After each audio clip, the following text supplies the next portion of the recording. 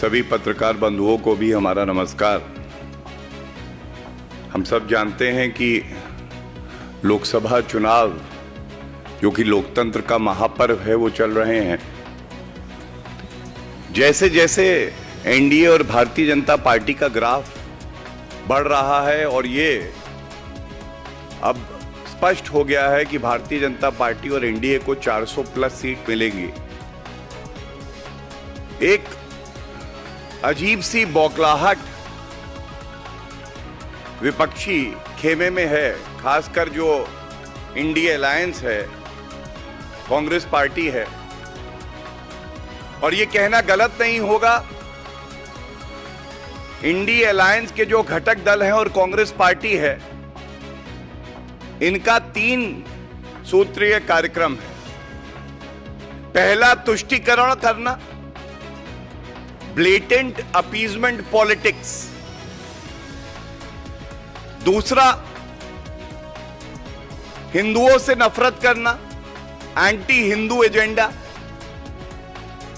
और तीसरा, सत्ता पाने के लिए गैर जो भारत से प्यार नहीं करते हैं, भारत विरोधी शक्तियां हैं, उनसे हाथ मिला लेना। हमने देखा कुछ दिन पहले हमारी बहन नेहा हिरेमत, इनकी चाकू घोप घोप कर कर्नाटका हुबली में हत्या कर दी गई।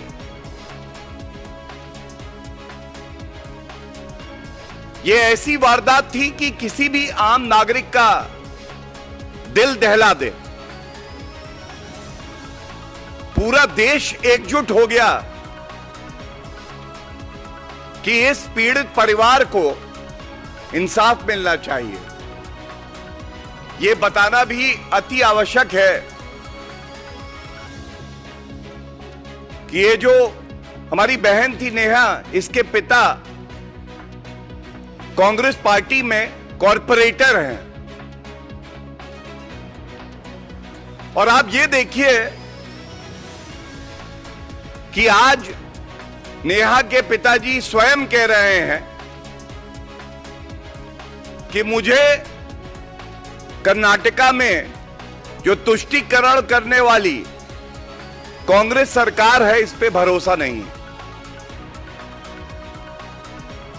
अगर आज ये कहा जाए जंगल राज कैसा होता है,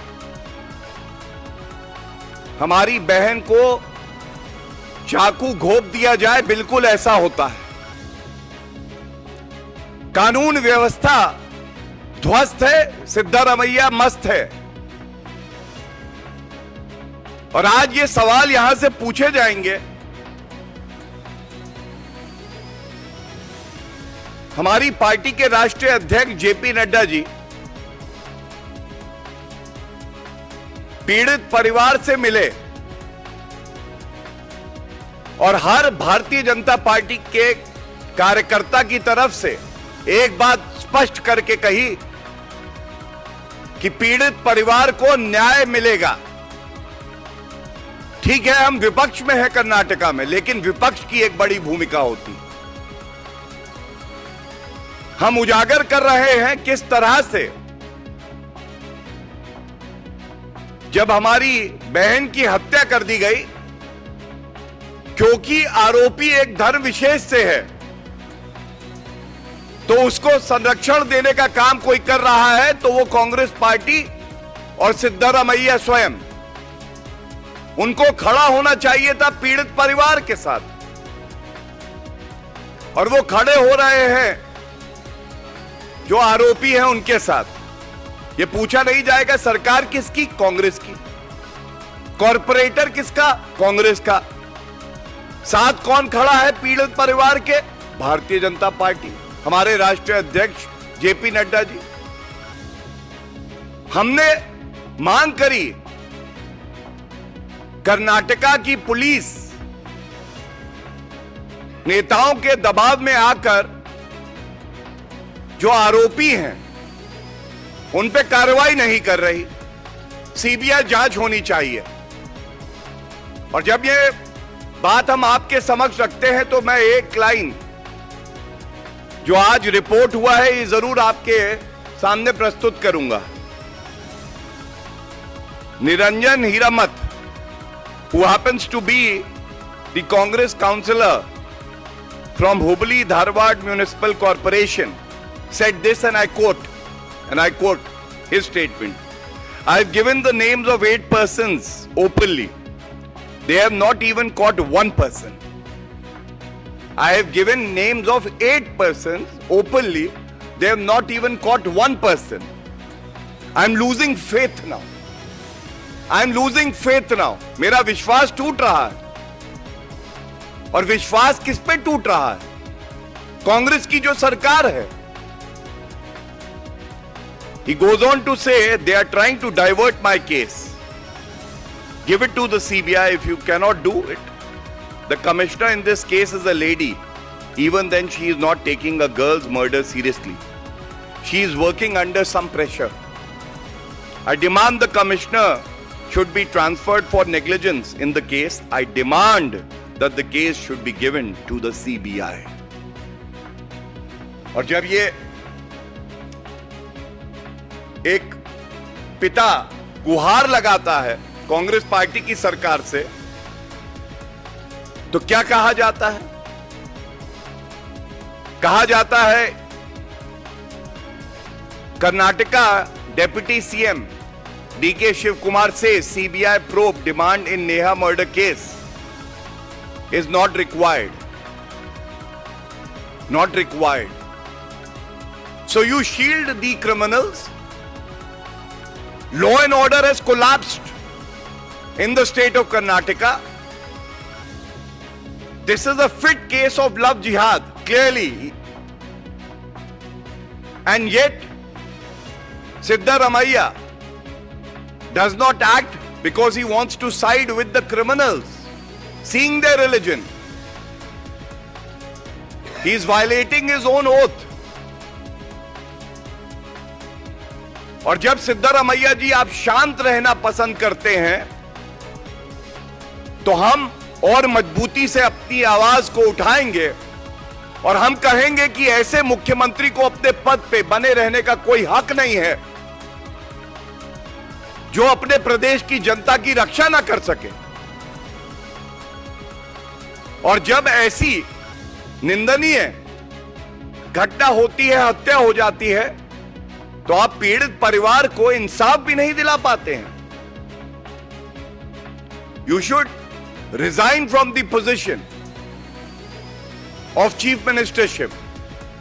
It seems the pressure to appease that has been dictated upon you by none other than Sonia Gandhi, Rahul Gandhi and Mr. Kharge has made you forget the oath that you have taken under the Constitution. And I must also categorically state, न्याय की बात करते हैं Congress party, न्याय। अब देखिए न्याय, तो मैं ये पूछना चाहूंगा, इस पीड़ित परिवार को न्याय मिलेगा?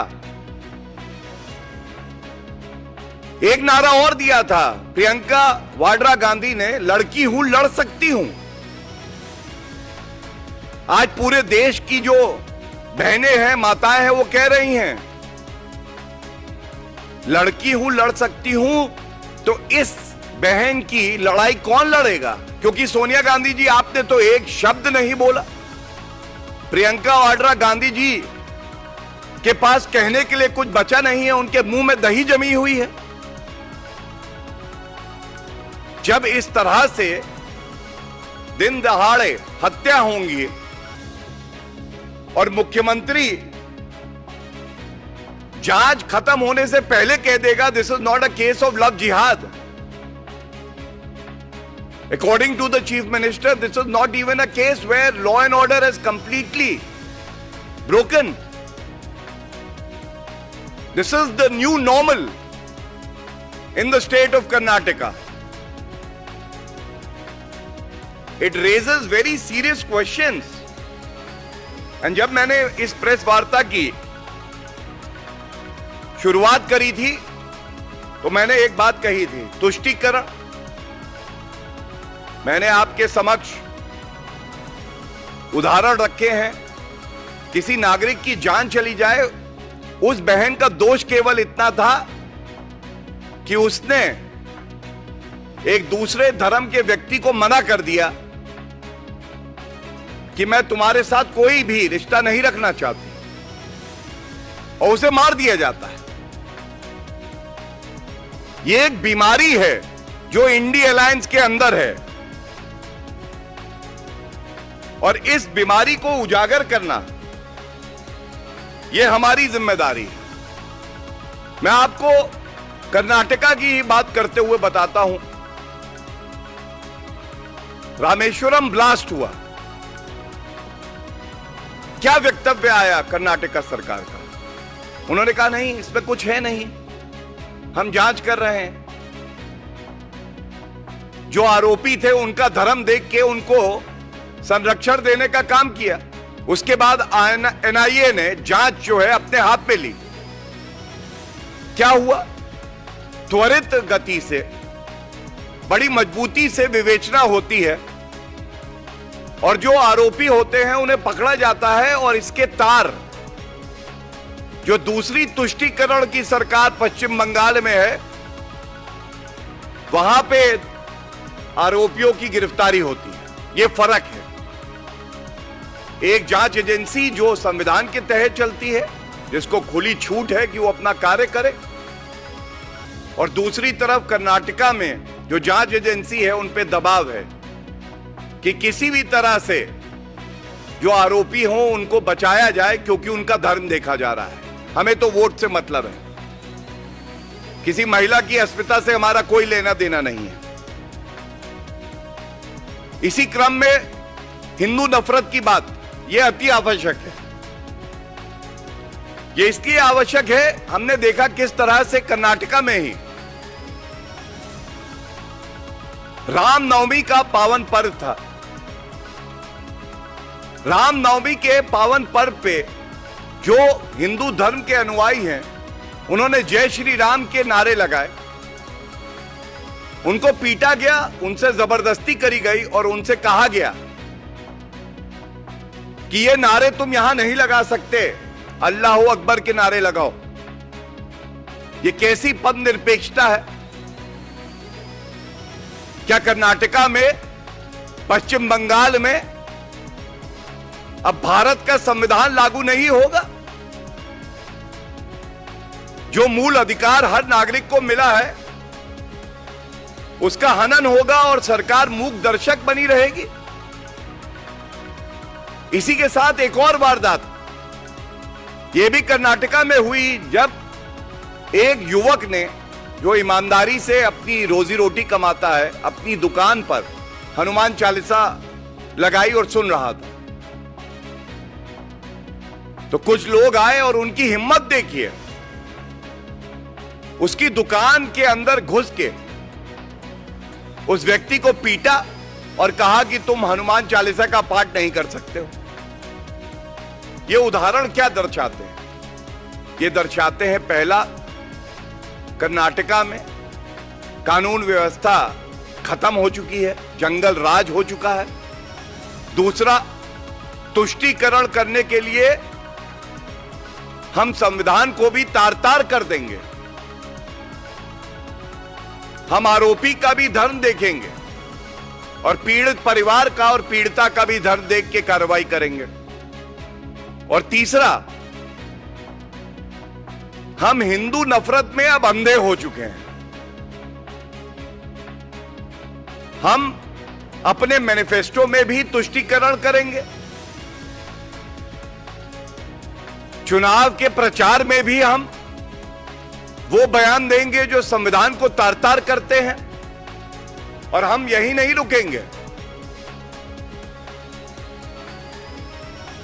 अगर कोई पीड़ित परिवार है, हमारी पार्टी के राष्ट्रीय अध्यक्ष जी घर जाकर उस पीड़ित परिवार के साथ खड़े रहे और उनको आश्वासन दिया कि आपको न्याय मिलेगा। मैं पूछना चाहता हूं, सोनिया गांधी जी महिला हैं, प्रियंका वाड्रा जी महिला हैं, ये लोग क्यों नहीं मिले अभी तक? राहुल गांधी जी न्याय की बात करते हैं, इस पीड़ित परिवार को न्याय दिलाने के लिए आप क्यों नहीं मिले? सिद्धारमैया स्वयं क्यों नहीं गए? क्या यह सवाल पूछा नहीं जाएगा?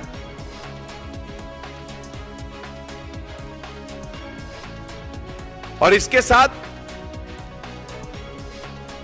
यह तब होता है जब तुष्टीकरण करते हुए वोटों की कीमत तो बढ़ जाती है, लेकिन जो इंसान की कीमत है वो आपके नजर में खत्म हो जाती है। हम सब ने देखा है किस तरह से, ये बड़ा महत्वपूर्ण बिंदु है जो उठा रहा हूं। कांग्रेस का मैनिफेस्टो आया, ऐसा लगा कि जिन्ना से प्रेरित होकर वो मैनिफेस्टो आया है।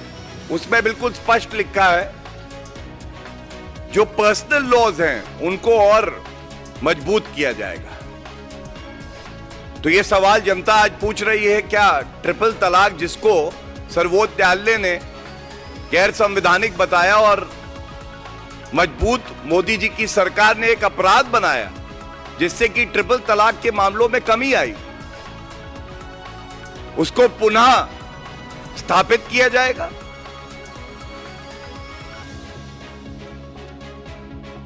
पी चिदम्बरम साहब का अभी बयान आया है, उन्होंने कहा है कि जो कानून आए हैं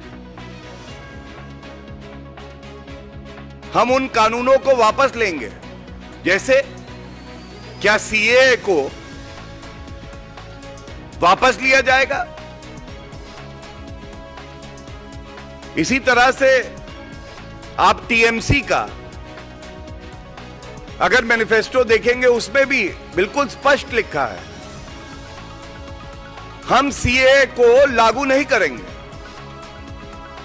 यह क्यों है? यह तुष्टीकरण की राजनीति की वजह से। क्या एक प्रदेश की सरकार संविधान के तहत यह अधिकार रखती है कि वो संसद में पारित कानून के लिए कहे कि हम अपने प्रदेश में लागू नहीं होने देंगे? क्या यह ममता बनर्जी ने जो शपथ ली है उसका उल्लंघन नहीं है? और ममता बनर्जी के लिए तो इतना ही कहेंगे, जब उनसे एक पत्रकार ने पूछा कि आप तुष्टीकरण की राजनीति करती हैं, तो उन्होंने जवाब दिया, हां, मुसलमान मेरे लिए दूध देने वाली गाय है तो मैं उनके साथ खड़ी हूं। और एक हिंदू अनुयायी जो जय श्री राम का नारा लगाता है तो गुस्से में ममता बनर्जी अपनी कार से उतर के कहती हैं, तेरी चमड़ी मैं उधेड़ दूंगी। क्यों भाई?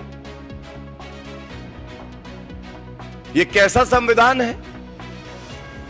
और यहां पे ममता बनर्जी नहीं रुकी। ममता बनर्जी ने यह भी कहा है कि UCC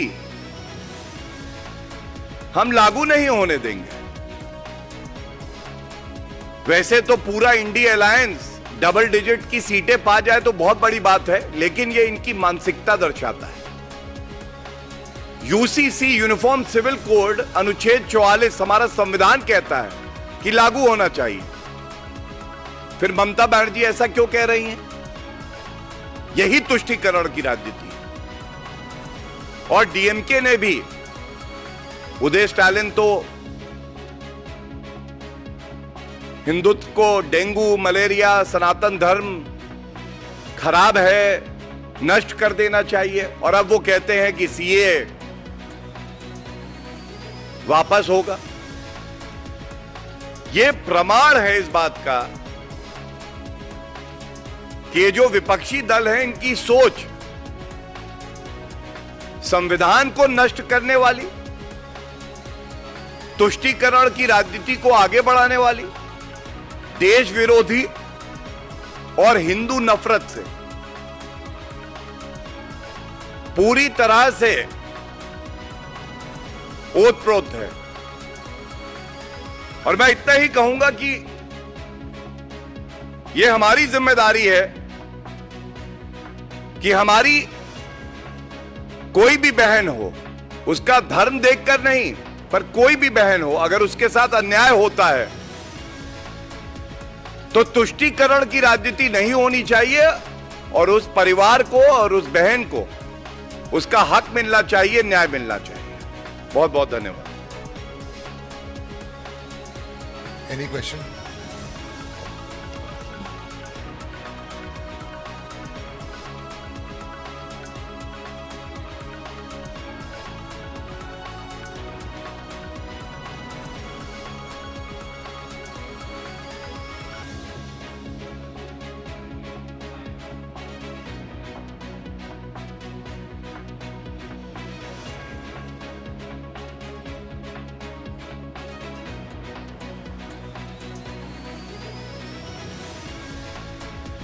When you call a spade, the India Alliance starts feeling the pain. They are so ashamed of their own legacy and the past that they don't even wish that any leader from the Bharatiya Janata Party or the NDA shows them the mirror and talks about their past. I challenge from this platform.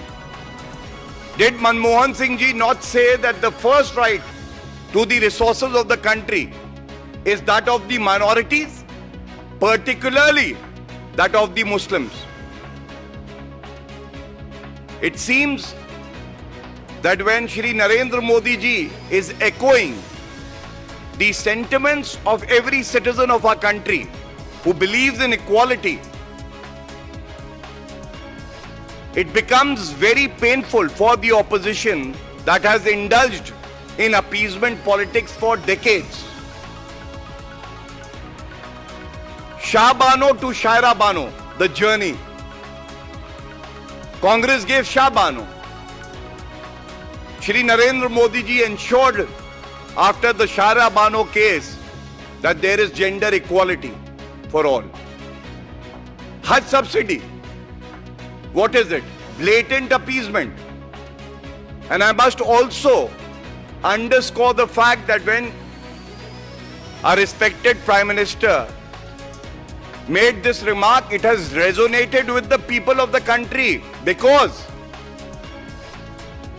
for the India Alliance, people who have illegally entered our country are far more important than the citizens of the country if they happen to be Muslims.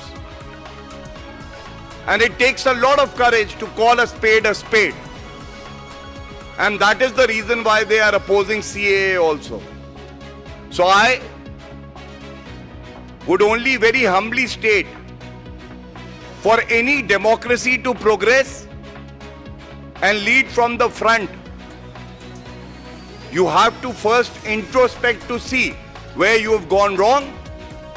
The era of the UPA is a black chapter in the democracy of our country. And therefore, when we refer to it, if the India Alliance, especially the Congress, feels ashamed, then so be it.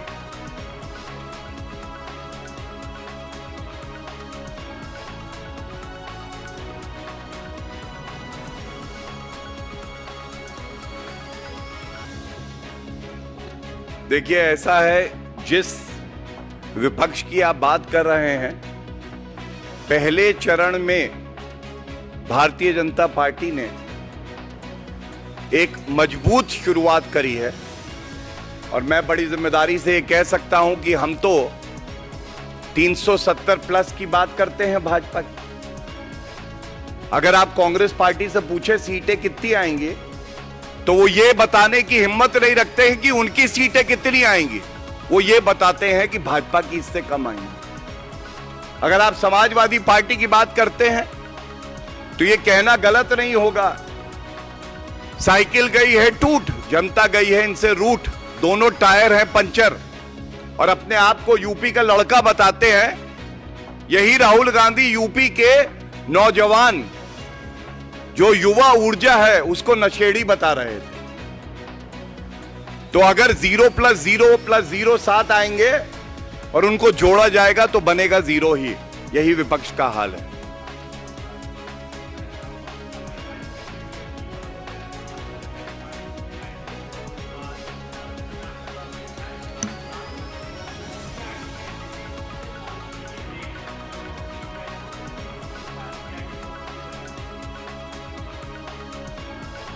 This is what I was emphasizing in the press conference. I'm very grateful to you that you have highlighted the sinister maneuvers of a government that believes in appeasement. What is CID? Does the CID not work under the state government? The request from the father is very categorical and clear. He does not have faith in the Siddaramaiah government. He is not hopeful that he'll get justice. Thus, he demands CBI investigation. And let me just add one line to it. Preventing crimes is a big responsibility of an elected government. Law and order is a state subject. This crime should not have happened in the first place. So failure number one is when you couldn't prevent happening of such a heinous crime. And now the second sin that they are committing is the fact that they are not being able to ensure even justice for the family.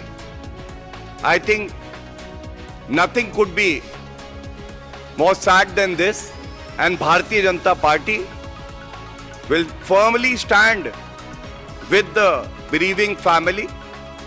We will stand with every sister of ours who's being targeted by some because they feel that they enjoy political patronage from the Congress government.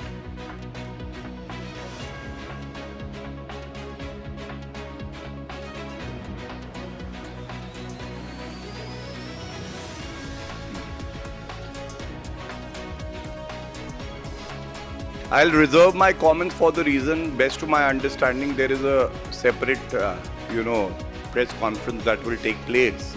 But on West Bengal, I'll definitely say that today's issue is also connected with what happened in Sandesh Khali and how Shahjaz Sheikh was on the run for 55 days. 55 दिन उसको ममता बनर्जी ने संरक्षण देके छुपा रखा था क्योंकि उसका धर्म देख के कुछ वोट कमाना चाहती थी, चाहे उसमें संविधान तार-तार हो जाए. So all these issues that we raise are very relevant because people have outrightly rejected the appeasement politics, the politics of hatred of the India alliance. Thank you.